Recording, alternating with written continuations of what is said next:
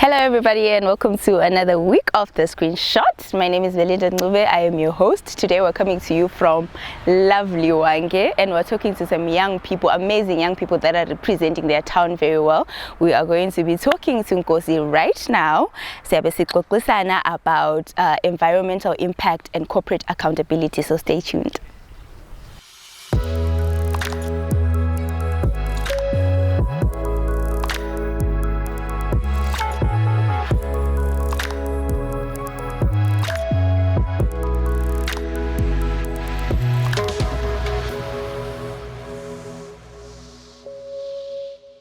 My name is Nkosi Sibanda. I'm the founder and executive director at the Center for Environmental and Corporate Accountability Research, which is a youth-led think tank that looks into the issues of environmental management and corporate accountability here in Hwange, Matebele North Province, and the entire country as well. Yeah. So what are the biggest environmental concerns in Hwange right now? Hwange is a mining town. Yeah, it's heavy on the extractive sector, so we are bound to have a lot of environmental issues because no extractivism can happen without degrading the environment. So some of the biggest that we have right now are air pollution. We've seen a lot of dust all over the town. I'm sure on your way here you notice that there's like a cloud of dust that is over the town. Another concern, of course, is the issue of water pollution.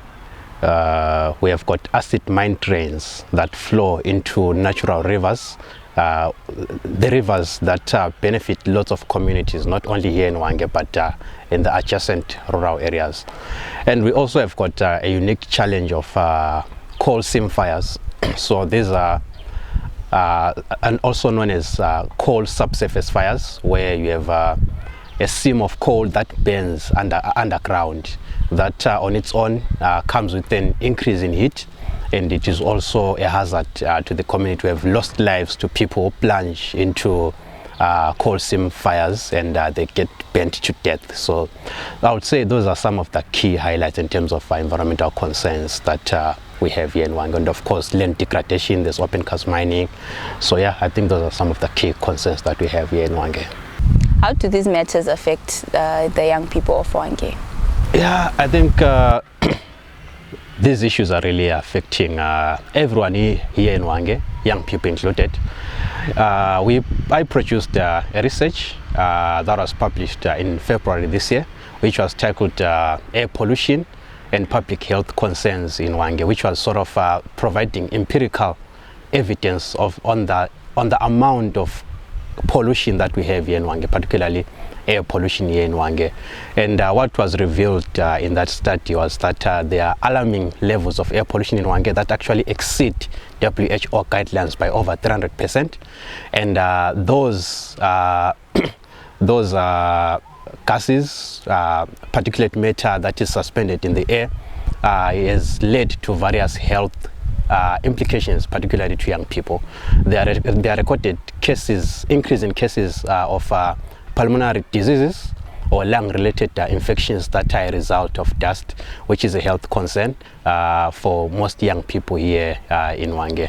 And of course, we cannot downplay the issue of heat that most young people undergo, particularly those that work in the mines. And that on its own is also a health hazard in terms of reproductive health for most young people here in Hwange. Are young people of Hwange aware of such challenges and issues, or awareness is still a problem? I think they are aware. They are aware, but at times when something continuously happens, it becomes a norm. In as much as they are aware, everyone is concerned about dust, but it sort of becomes a norm. It becomes a part of our lives to an extent that people don't really see anything wrong with having this cloud of dust that is always hovering over our town.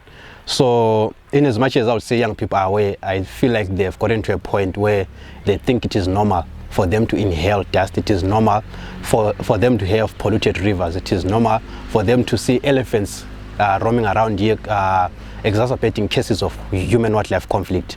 I think what needs to be done then is to continuously raising awareness and pointing out these anomalies. Would you say, since Hwange is a mining town, do you think that corporations contribute to the environmental damages here? Definitely, definitely. Most of our issues in terms of environmental degradation emanate from the extractivism that is happening here in Hwange. They emanate from the mining that is happening here in Hwange, including the transportation of minerals that happens here in Hwange. So corporations or companies are so much responsible for all the environmental issues that we have here in Hwange.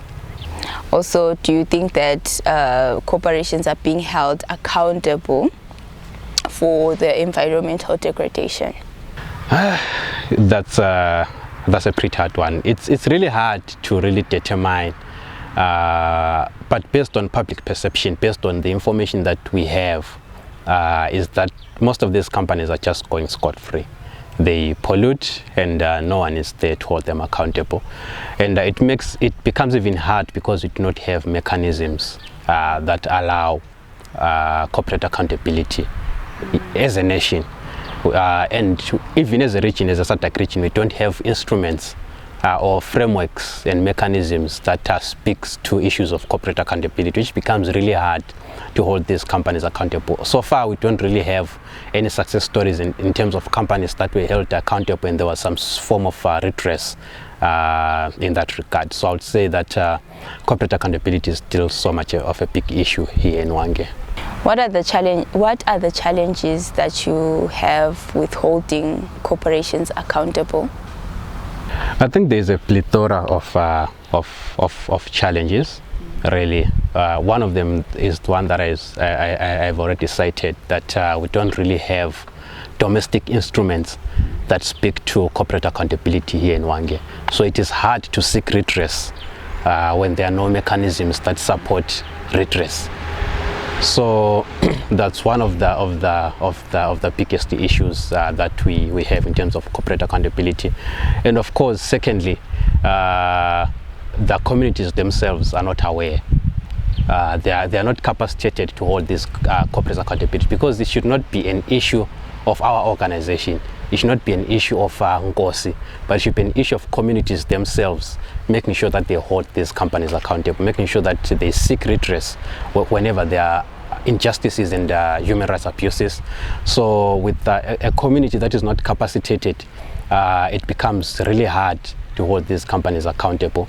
They will continue to perpetrate, and no one will be there to hold them accountable. And of course, the community-based organizations like ourselves and many of our colleagues that are involved in this work are not really also capacitated to be actively involved in corporate accountability. You find that most of the research that we do, particularly our groundbreaking research on air pollution, was actually self-funded. So you find that it becomes really hard for us to operate in such an environment where we are not exactly capacitated ourselves financially and technically. So yeah. All right, so you work with other organizations apart from your own to help with the environment? Yes, we work with a number of organizations because the issues are the same.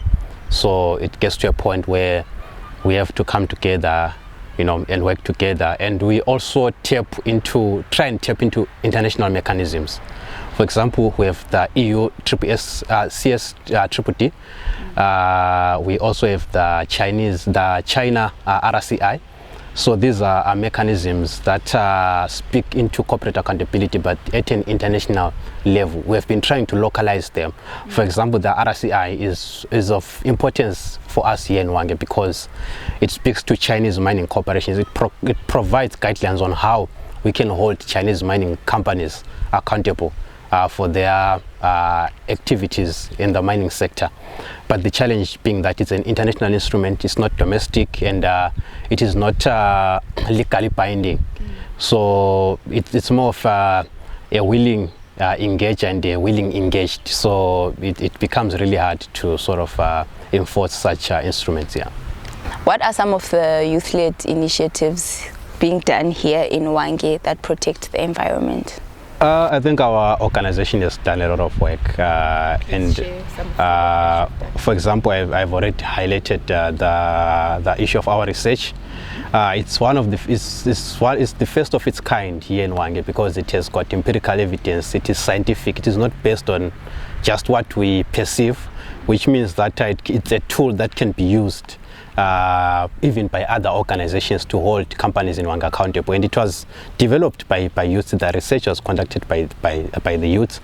And also, as a broader initiative to address environmental issues, the youth have petitioned Parliament. I was the petitioner together with a colleague of mine.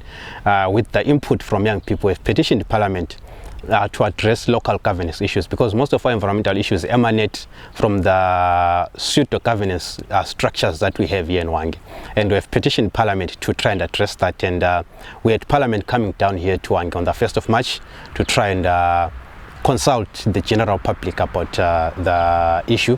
We currently also have got an ongoing program that is focused on enhancing community-based natural resource governance, which seeks to strengthen and capacitate young people to be actively involved in natural resource governance initiatives in their communities, which will also see us training young people to be environmental monitors. I think we have done a lot of work really in and around the environment. Our organization has also been one of the organizers of the National Climate Change Conference that is known as the LCOI, that happens every year, supported by the UNFCCC and YUNGO, the youth constituents of the UNFCCC. We are actively involved in organizing that conference and ensuring that young people's perspectives are taken into consideration in national climate action and also global climate action. Yeah, if there's a young person listening right now and they want to get involved in helping the environment, what would you recommend be the first step? I think the first step really is to understand that a clean environment is your right. Section 73 of the Constitution provides us that right, that we have a right to a safe, clean and healthy environment. It's a basic right. It's enshrined in the Bill of Rights. We are entitled to that as young people who are Zimbabwean citizens. So if you basically understand that, you will make sure that you do all you can to ensure that you live in a healthy and safe environment. However, we have various platforms where we capacitate young people, and our offices remain open, and we can be engaged on social media, we can be engaged on every other platform. Our handles are CECAR, CECAR, on all social media platforms. Thank you so much, Nkosi, for joining us on the screenshot today. You were an amazing guest, and keep doing the work that you're doing, and I hope you go far and eventually we'll all get to benefit from the work that you guys do, because you know. And for everyone at home, I really hope you learned something, and it starts with you. Your cleanliness is your right. We learned that today. So let's take care of our environment, and make sure you leave a like and a comment. Talk to Nkosi, engage with him. He will respond. He will respond, you guys, if you have any questions. So follow us on Facebook. Follow us everywhere on every social media platform. Subscribe to our YouTube channels. Follow us on Facebook, Instagram, TikTok. We are everywhere. So until next week, bye.